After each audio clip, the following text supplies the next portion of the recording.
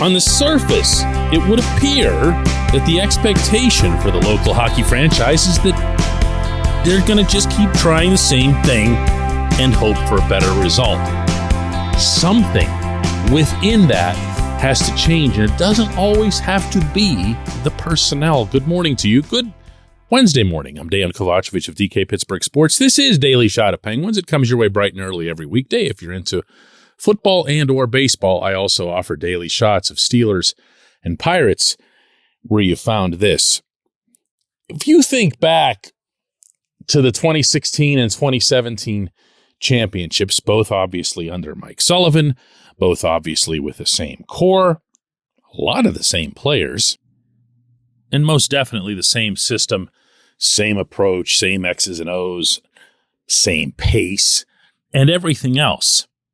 But when you go back to those last two Cup teams, what put them over the top wasn't that they just got hot or that some superstar took over, because that didn't happen either. With all due respect to Sidney Crosby, Evgeny Malkin, and Chris Letang, though they all played well at various points of those two championships, they didn't rise above any previous level. They didn't become superhuman, say, the way you saw from Gino in 2009. You know what I'm saying? What did happen was that there were unexpected, thoroughly unexpected in a couple of cases, surprises. Now, surprises are almost always going to come from younger players because we haven't seen them. We don't know what they can do. The people who really follow them closely are the evaluators and so forth, and of course the fans at the minor league arenas, but that's not the same thing. I'm talking about surprises to you and me.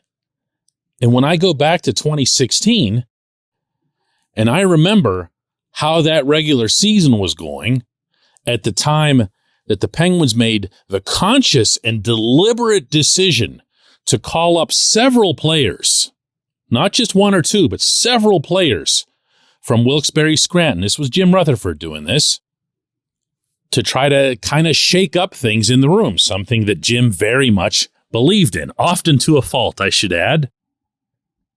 But up they came, Brian Rust, Scott Wilson, and Tom Kuhnhackl. Matt Murray was up around that time as well. A little bit of a different dynamic because you're talking about goal. But those three, and funny enough, in particular, Wilson scored like right away. And I vividly remember being on Long Island after a game and Gino joking with me, everything's okay because Willie's here now. Okay, that's the impression that he made. And all of a sudden, some guys who'd been stagnating really elevated their games, notably Chris Kunitz, who was starting to get up there in years.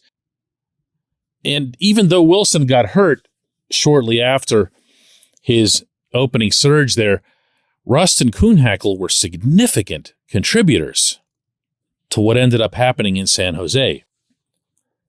In Rust's case, pretty much out of nowhere. And so a team that you thought was pretty much set from the roster standpoint, from the depth chart standpoint, from the alignment standpoint, from the potential standpoint, ended up being something much more significant. And the same thing, in a different way and with a different player, occurred the following year with Jake Gensel coming up and scoring a whole bunch of goals right away, you'll recall, and then getting some huge ones in the playoffs, including against Nashville. That's what's needed. That also has to be given the opportunity to occur, of course. This portion of Daily Shot of Penguins is brought to you by the good people at the Greater Pittsburgh Community Food Bank, where they're committed to providing food for all of our neighbors in need across Western Pennsylvania. They, in turn, need your help. Find out how $1 can be turned into 5 full meals for those in need. Visit pittsburghfoodbank.org. I don't know who that candidate is on this roster.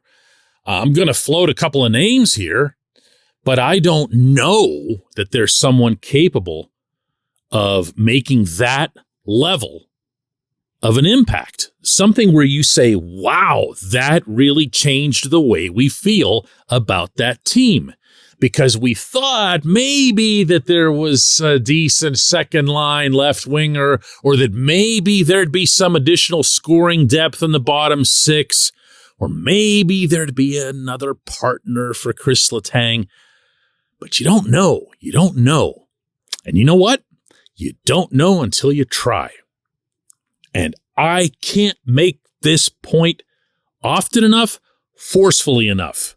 It's going to be incumbent more on Sullivan than anyone else to ensure that the following individuals get very real opportunities, not just in camp, not just in the exhibition games, but into the regular season.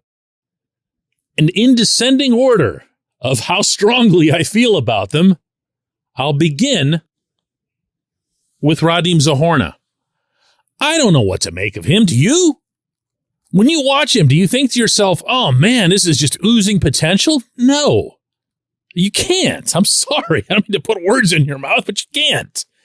He doesn't have a wow factor to him, but he is 6'7". He does use that range and that reach effectively. He can move with that frame to the point that you don't even realize that he's 6'7". He's got skill around the net. He's got skill in tight quarters. And by the way, sneaky little stat, he's almost never on the rink when the other team scores. Maybe that's an accident. Maybe that's a coincidence. Maybe it isn't. Only one way to find out. Here's another one. P.O. Joseph. Put him on the pairing with Letang. Go ahead. Challenge him. You have nothing to lose. There's all kinds of penalties to kill in the preseason because it's an unusual time of year. Guys are trying to show off how tough they are, and they'll go sit in the box without worrying about repercussions. Great. You get to practice it. Put him out there. Let him kill penalties. Let him kill penalties through every one of those half dozen games. Because if he can do that and give Letang what he needs to be at his best, you've got yourself something that you didn't previously have. And he's young. But my top of the list here, and I'm going to pound this drum like Neil freaking Peart, Drew O'Connor has to have meaningful duty on this hockey team. It might not go well right away. You can't pull the plug. He's big. He can move. He can shoot. He can pass. He can really forecheck, which means he's going to have a beneficial impact on your offense, on your possession time, even if he doesn't score, which is wonderful. He actually does that now whenever he's playing. Now, I'm not going to be too rough on Sullivan over this one. He loves O'Connor. And the only reason that O'Connor wasn't part of the Penguins' plans in the second half of the season and into the playoffs was that he had the collapsed lung issue out in Western Canada in the regular season. And it took him a while, understandably, to come back from that. By the time he did, the Penguins were playing really well. Sullivan didn't want to mess with things going into the playoffs, didn't get him into the round against the Rangers until a lot later. Fine. Okay, move past it. We don't currently know who the left winger is to play with Gino.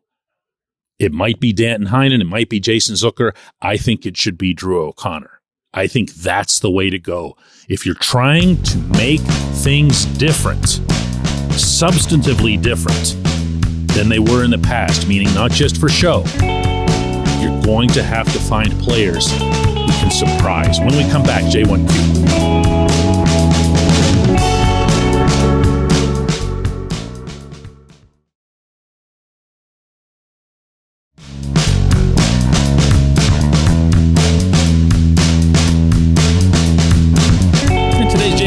From Mary, who says, DK, since you mentioned back-to-back games on yesterday's episode, can the NHL stop scheduling so many? As a fan, regardless of home or away, spending a decent chunk of change on tickets, I'd appreciate the team showing up for the game that I'm paying for. I live in South Jersey, and I saw the Penguins play in Philadelphia on a Sunday afternoon after they played the day before in Detroit, and it was their third game in 4 days. Louis Domingue was the best player on the ice that day, and he gave up 4 goals. I know every team plays a handful of back-to-backs, but from a fan perspective, I'd like my money's worth. Mary, you're not in luck this year. The schedule has the Penguins playing 15 sets of back-to-backs, up from 11 the year before. They appear to have learned nothing, league officials, from some of the smarter things that they did during the pandemic scheduling. For example, there is one unusual event this year on the schedule where the Penguins play the Rangers back-to-back, but in New York. They stay at Madison Square Garden. This is something everyone seemed to enjoy. The fans got to see both ends of a back-to-back where they could watch the intensity build up over 6 full periods and change. The players and the team officials and everybody were giddy over it because it saves a whole lot of travel aggravation and I'm sure money as well. And even the consumer who's just taking in the games on TV gets to see a better brand of hockey because not as much energy is wasted on, switching hotel beds. And at the time, meaning back in heavy pandemic time, the league said that they'd seriously consider keeping some semblance of that once the schedules got normal again. And all they'd have on there was just the one set. So I don't like that right off the bat. They had 11 back-to-backs last year. They have 15 this coming year. That's way too many. And it starts to get really absurd when it also includes heavy travel. The Western Canada trip that the Penguins will make in October, right off the bat, has 2 back-to-backs within it. Calgary and Edmonton, couple days off.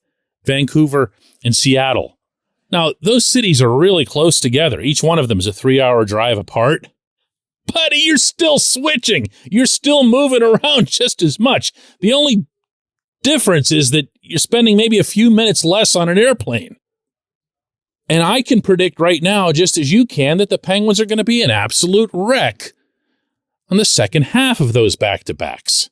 It doesn't make for a great competitive situation. It's not something that's unfair, certainly not to the Penguins, who traditionally have one of the easiest travel schedules in the league, so please bear that in mind because Pittsburgh is just so central from a geographic standpoint. But it doesn't help the product. It dilutes the product. It weakens the product. It reduces overall performance. It adds to injuries. In my perfect world, and nobody's going to ask me, the NHL goes back to a 72-game schedule and places a much greater emphasis on an expanded playoff. That's a nice little trade-off that'll compensate for the revenue that's lost. Do you affect things like, historical records, 50-goal seasons, Alexander Ovechkin chasing Wayne Gretzky? Yes, of course. You're taking away 10 regular season games. That's a lot. That's a pretty big move.